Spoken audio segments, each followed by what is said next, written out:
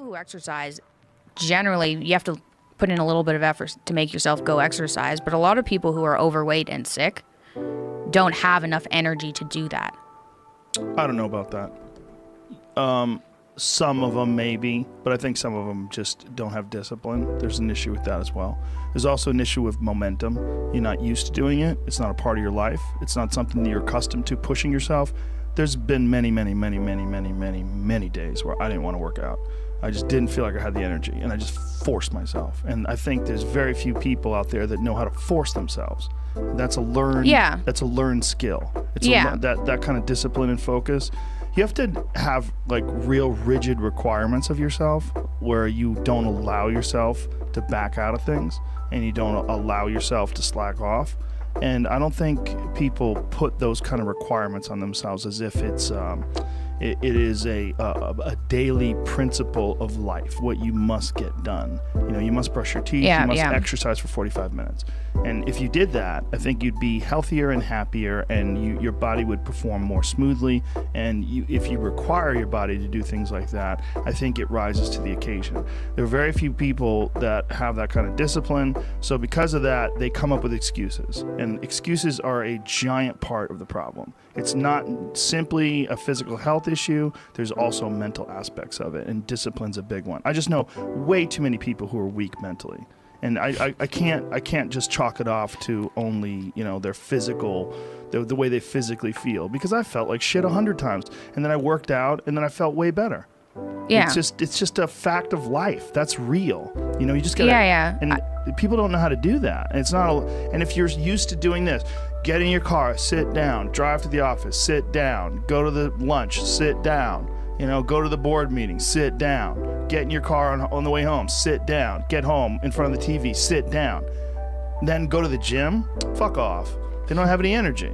You know, their body's not. Their body's like, I don't have it in me to do this. And I don't believe that. I think it's a lot of it is the mindset. There's been many people that have just put their foot down and said, enough. I'm going to change my life. And they don't take any excuses, and they feel way better. Diet is most certainly a part of that, but there's also a discipline aspect. And these things are not mutually exclusive. They exist together. They're all together, and they work symbiotically. The way your mindset affects the choices you make with your diet, and the mindset also affects the choices you make in terms of like whether or not you require yourself to exercise. And I think these are critical aspects that people like to gloss over, or they like to make excuses about. And they get very angry if you don't accept those excuses. And that's a sign that they're trying to enforce this standard and this idea and push it on you and give themselves an excuse. And it's one of the reasons why they get angry. It's one thing if someone has a legit physical issue like you do, but there's a lot of people who do not. They just have poor diet choices, they have a sedentary lifestyle, and they have the momentum of this sedentary lifestyle that's holding them back. They're accustomed to being lazy. He just didn't do it. No, I don't believe that. But when you say he didn't have enough energy to exercise, did he walk around? Well, yeah, but you can drag yourself through things. And you can drag yourself through an exercise routine. You can. Oh, you most certainly can. You most certainly can. You don't have to do a lot. You just have to do something. You walk up hills. You jump a little rope. You take a little tiny kettlebell. You do a couple cleans and presses. You do a few push-ups. You do a few sit-ups. You get your blood pumping. You're moving. You're alive. You're exercising. To say you don't have enough energy to exercise, that's crazy. Can you walk to the refrigerator? Then you can exercise. I'm not saying that you have to run marathons. You can exercise, and everyone should fucking exercise. I agree. Everyone should exercise. But don't ever say, these people are so crazy. They want you to believe, I don't have the energy to exercise. God damn it. Everyone does. If you're alive, you can exercise. I believe that. I've been there. I know I'm a different case, but I've seen my dad there. And then here's the thing. Once he fixed up his diet, once he went to this carnivore diet, he's exercising now. Sure, he's got less weight on his body. He feels better. And he has energy. That's wonderful. He could have exercised then too. He would have felt shittier, for sure.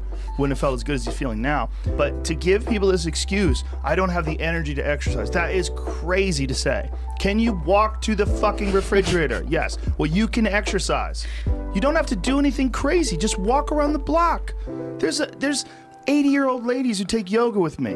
They're fucking really old and they're in there. They're going after it. They could easily say, I don't have the energy to do that. But they don't. It's a mental attitude. They make a decision. I agree. Like, there's a lot of it's discipline. You're going to get people who just won't exercise. You don't have to kill yourself. You don't have to go to a CrossFit class and try to do the workout of the day. You don't have to go nuts and do clean and presses with 150 pounds. You don't have to do that, but you have to do something. Just get your blood moving. Your body has requirements. It wants to move. It really does. And when it does, you feel better. But people like to give themselves this excuse. I do not have the energy to do this. Whatever. If you decide that, that's true. But if you watch a motivational video, there's 100 of them on YouTube, thousands even. Go watch one, you'll get fired up. You're like, fuck it, I'm gonna jump some rope. You jump some rope, you do something. Just do some push-ups, do something, do some bodyweight squats. You'll feel better. But it's also like learning that and having that as a part of your daily life. It has to be, again, I'm not talking about someone like you who's in the throes of this autoimmune disorder where you're getting your hip replaced at 17. I'm not talking about someone with like serious degenerative illness. I'm talking about just a regular person who's overweight. You can do it. There's a lady who's like 450 pounds that takes yoga with me. She's enormous. She's in there. She's probably really embarrassing. Very hard to do. Yeah. And she's in there. Anyone could do it. We can do it. And again, I'm not saying do what Michael Phelps does. I'm just saying just do something. Gotta do something. We have fucked up lifestyles. The lifestyles that people have are just, the human body is not designed to sit down all day, and it's certainly not designed to be stuck in traffic and be in an office and just be, fluorescent lights and just sitting there in front of a fucking computer monitor watching your soul get sucked through the LCD screen. It's crazy. I'm not saying you have to be a bodybuilder. Oh, but you have to fucking... You should keep your body moving in a way. It's just a laziness thing. It's a discipline thing. And like this idea that there's some sort of nobility and humility and not caring about your body, it's silly. You only get one. You get one. It doesn't make you dumber if you work out. It's good. It feels good to move your body. It feels good. It feels good to do things, whether it's taking a dance class, I'm not into that, but taking karate. I'm not into that shit. Like yoga, I like running, I like doing jujitsu, obviously. I like all kinds of martial arts, but I just like moving my body, man. I like running up hills. You move your body, get it going. You'll feel better afterwards. I know you don't want to do it. I fucking hardly ever want to do it. I maybe want to actually do it 5 out of 10 times. But maybe less, But I do it. I just do it. I know what it's like to not want to do it. I get it. Shut up. I just start talking to myself. I go, come on, pussy. What are you talking about? Do it. If I was you, outside of you, knowing what I know, if I could read my mind, I'd be like, come on, bitch. You're just being lazy. Put your fucking shoes on. Get a sweat going, and then you're going to feel pumped. Come on, man. You've done this a million times. And then invariably, I'll be in the middle of the workout. I'm sweating. I'm like, fuck yeah. Yeah. Woo! Yeah. And then I get into it. It's like, you got to push past that creepy resistance that Stephen Pressfield wrote about in The War of Art. It applies not just to art, not just to writing. It applies to cleaning your room. It applies to saying you're sorry to a friend. It applies to taking care of a debt. All those things. You just keep putting off. It's this weird thing that you have. When you see a problem, you got to fix it. When you see a thing you have to do, go do it. When you know something's like, clean your fucking room, right? That's what Jordan Peterson always says. Clean your room. Clean your room. And that really is what he means. Get your shit in order.